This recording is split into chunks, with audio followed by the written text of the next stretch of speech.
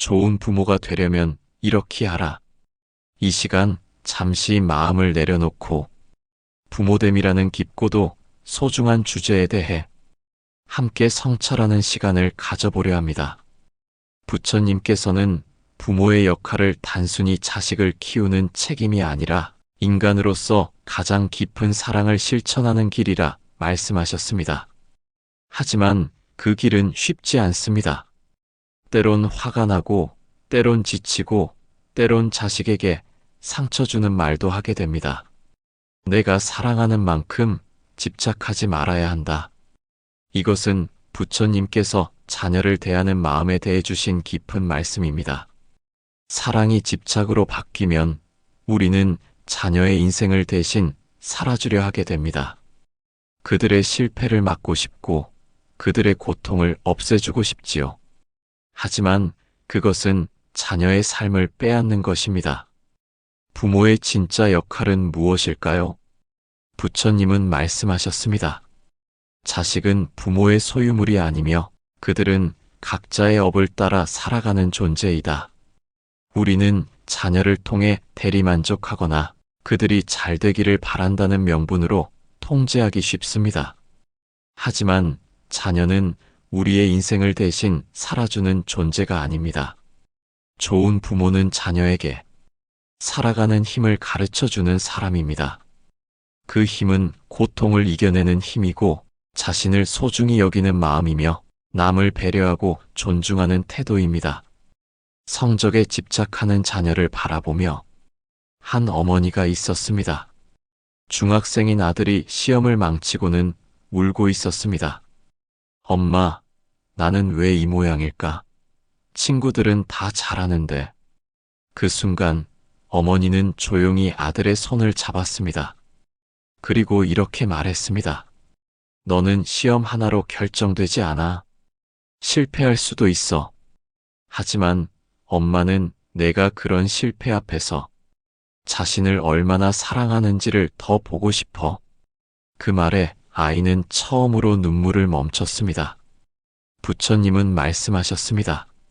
사람은 그 마음에 따라 다시 일어선다. 아이에게 필요한 것은 성적보다 자신을 일으켜 세우는 마음의 힘이었습니다. 자녀에게 줄 수 있는 최고의 유산은 마음입니다. 부처님께서는 아함경에서 말씀하셨습니다. 아버지와 어머니가 자녀에게 줄 수 있는 최고의 유산은 바른 삶의 길이다.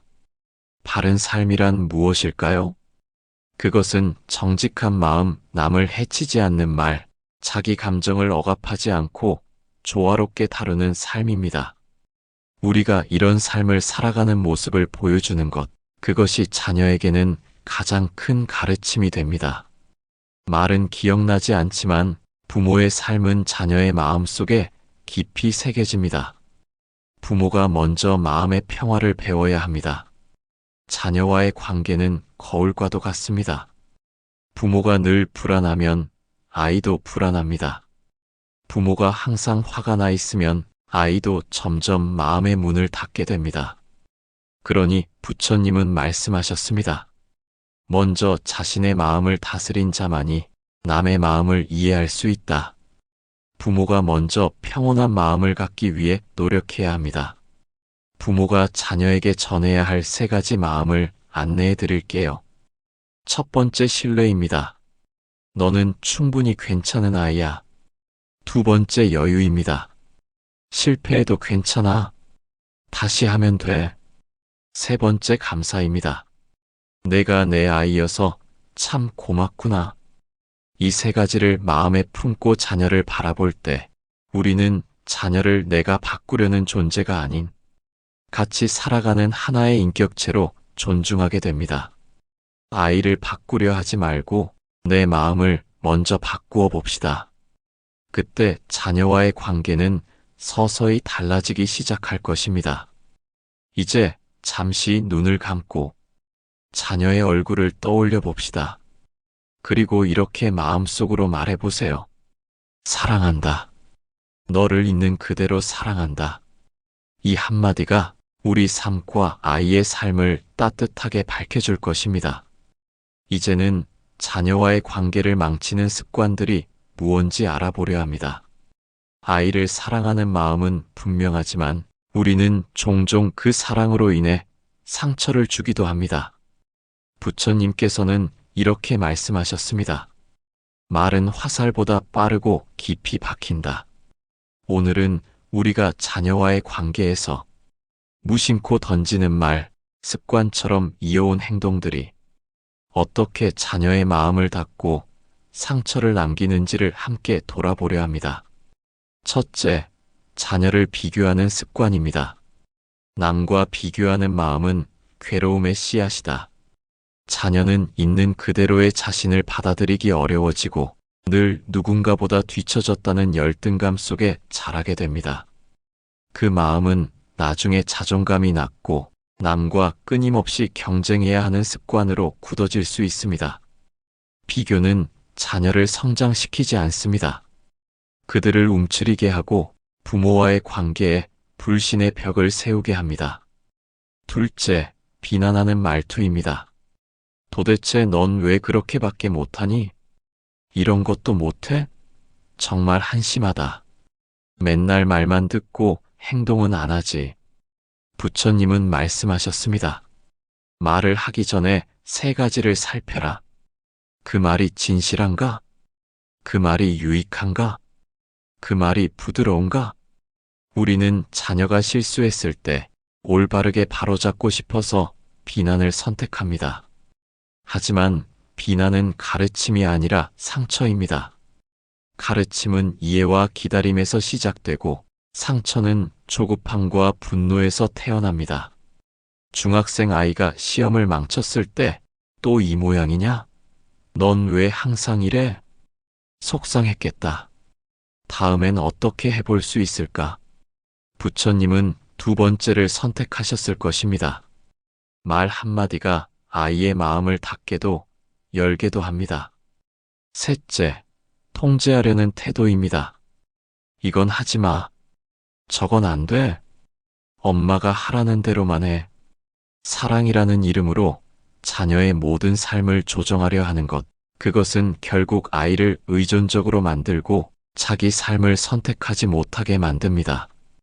부처님은 이렇게 말씀하셨습니다. 지혜로운 부모는 자녀에게 삶의 길을 가르치되 그 길을 강제로 끌고 가지 않는다. 우리는 아이가 실수하더라도 그 실수를 통해 배우게 해야 합니다. 자신의 삶을 스스로 선택할 수 있도록 공간을 열어주는 것이 진짜 교육입니다. 부모가 자주 하는 세 가지 실수입니다. 내가 옳다는 확신입니다. 아이도 하나의 인격체입니다. 감정적으로 훈육하기입니다. 훈육은 감정이 가라앉은 후에 해야 효과적입니다. 즉각적인 반응입니다. 아이가 잘못했을 때 즉시 반응하지 말고 한 번 더 숨을 고르고 대화로 풀어야 합니다. 부처님께서 강조하신 사띠, 마음 챙김는 부모의 말과 행동을 돌아보는 힘이 됩니다. 관계가 멀어졌을 때는 아무 말 없이 옆에 앉아 미안해라고 말해보세요. 아이에게 널 이해해 보려고 노력 중이야라고 말해보세요. 그 말은 부처님의 말씀처럼 사람의 마음을 여는 열쇠가 됩니다. 우리가 부모로서 완벽해질 수는 없습니다.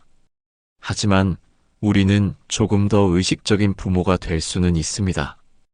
우리의 말, 습관, 감정이 아이의 마음을 닫게 했는지 돌아보는 것. 그 자체가 이미 좋은 부모가 되는 길입니다. 이제 하루를 마무리하며 아이에게 마음으로 이런 말을 전해봅시다. 내가 다 안다고 착각했구나. 이제 너를 더 이해하려고 노력할게. 내가 먼저 변할게. 이 작은 고백이 아이와 부모의 마음을 이어주는 시작이 될 수 있습니다. 이제는 자녀를 성장시키는 부모의 내면 수양법을 알아볼까요? 부모가 자녀를 변화시키는 가장 큰 방법은 자신이 먼저 변화하는 것입니다. 부처님께서는 말씀하셨습니다. 자신을 이기지 못한 자는 그 누구도 바르게 이끌 수 없다. 오늘 이 시간 우리가 자녀에게 가르쳐야 할 그 어떤 훈육보다 더 중요한 부모 자신의 내면 수양에 대해 이야기해 보고자 합니다. 한 아이가 친구에게 폭력적으로 대했습니다. 왜 그랬냐고 물었더니 아이는 이렇게 대답했습니다. 아빠도 화나면 이렇게 하니까요. 우리는 자녀에게 말로는 사랑과 인내를 가르치고 행동으로는 분노와 조급함을 보입니다. 부처님은 말씀하셨습니다. 말은 가르치고 삶은 보여준다. 부모의 삶이 곧 자녀의 교육입니다. 우리가 조용히 참고 부드럽게 말하고 스스로 성찰하는 모습을 보일 때 아이도 자연스럽게 따라 배웁니다. 아이를 바꾸기 전에 내 마음이 평온한가 돌아보는 것. 이것이 부처님께서 강조하신 정념입니다. 하루에 5분이라도 눈을 감고 내 감정의 결을 느껴보세요. 짜증이 올라오는지, 불안이 있는지, 그 감정이 아이에게 어떻게 드러나고 있는지. 부처님은 이렇게 말씀하셨습니다. 자신의 마음을 관찰하는 자만이 삶을 자유롭게 인도할 수 있다. 아이를 잘 키우기 위해 필요한 건 지식이 아니라 자기 성찰입니다. 우리는 때때로 실수합니다. 화를 내고 말로 상처 주고 뒤늦게 후회하곤 합니다. 그럴 때 부처님은 이렇게 말씀하십니다. 실수를 자각한 자는 이미 절반은 수행을 이룬 것이다. 아이에게 솔직하게 말해보세요. 엄마가 방금은 너무 화를 냈어. 그렇게 말해서 미안해. 엄마도 더 배우는 중이야. 이렇게 말하는 부모의 태도는 자녀에게 진심과 겸손, 그리고 용서하는 마음을 가르쳐 줍니다. 아이가 거짓말을 했습니다. 보통은 혼내고 실망감을 드러내기 쉽지요. 하지만 부처님께서는 원인을 보라고 하셨습니다. 왜 아이는 거짓말을 했을까요? 혹시 부모가 혼낼까 두려워서? 혹은 인정받고 싶어서? 이유를 묻고 마음을 들여다볼 때 아이와의 신뢰는 무너지지 않습니다. 예를 들어, 왜 그렇게 말했을까? 엄마는 내 진짜 마음이 궁금해. 이 말은 훈육이 아니라 마음으로 연결되는 다리가 됩니다. 자녀를 위한 5가지 부모 수양을 안내해 드리겠습니다. 첫째, 경청입니다. 아이의 말이 끝날 때까지 기다려주세요. 둘째, 자제입니다. 화났을 때 말하지 않기입니다. 셋째, 공감입니다. 결과보다 마음을 먼저 읽어보세요. 넷째, 진심입니다. 솔직하게 미안하다고 말해보세요. 다섯째, 정진입니다. 나 자신도 계속 배우고 수행이 필요합니다. 이 5가지는 자녀와의 관계를 단단하게 지켜주는 내면의 기둥이 되어줄 것입니다. 좋은 부모는 항상 아이에게 완벽한 존재가 아닙니다. 오히려 자신도 부족함을 인정하고 함께 배우고 성장해 나가는 사람입니다. 부처님께서는 이렇게 말씀하셨습니다. 모든 관계는 마음에서 시작되며 그 마음이 맑을 때 관계도 밝아진다. 우리가 아이에게 건네는 말, 아이를 바라보는 눈빛, 아이와 마주하는 순간의 침묵, 이 모든 것이 우리 아이의 내면을 길러주는 밑거름이 됩니다. 이제 오늘 하루를 마무리하며 이렇게 마음속으로 되뇌어 봅시다.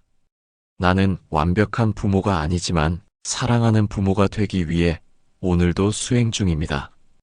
이 고백이 우리 자녀에게는 세상에서 가장 따뜻한 가르침이 될 것입니다. 부처님의 말씀을 따라 좋은 부모가 되기 위한 길을 함께 걸어보았습니다. 우리는 오늘도 마음 공부 중인 부모입니다. 그 길 위에서 자녀와 함께 한 걸음 한 걸음 성장해 나아가기를 바랍니다. 감사합니다.